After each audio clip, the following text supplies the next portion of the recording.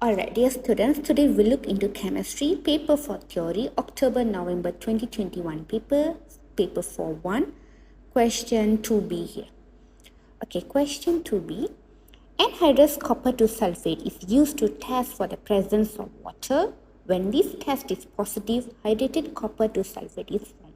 So anhydrous copper to sulfate, which is a white powder, readily absorbs water vapor from the atmosphere to form hydrated copper to sulfate, which is a blue in color. So this property makes anhydrous copper to sulfate useful as a drying agent and also in qualitative analysis to test for the presence of water in a substance.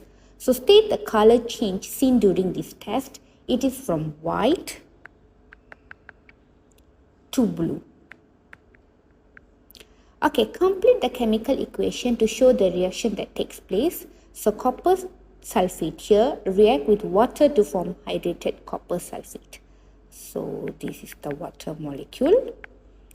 Okay, number 3, state how hydrated copper to sulfate can be turned back into anhydrous copper to sulfate.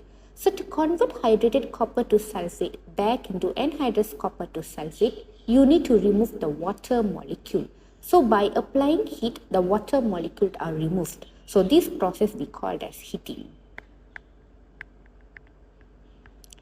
So describe a test for pure water. So we can do by checking boiling point and freezing point of pure water. So boiling point of pure water is 100 degrees Celsius and freezing point of pure water is 0 degrees Celsius.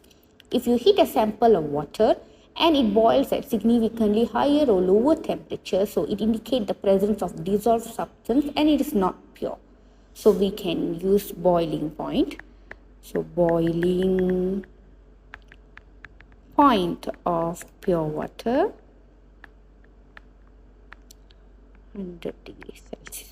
Okay, now we will look into experiment to test the presence of water.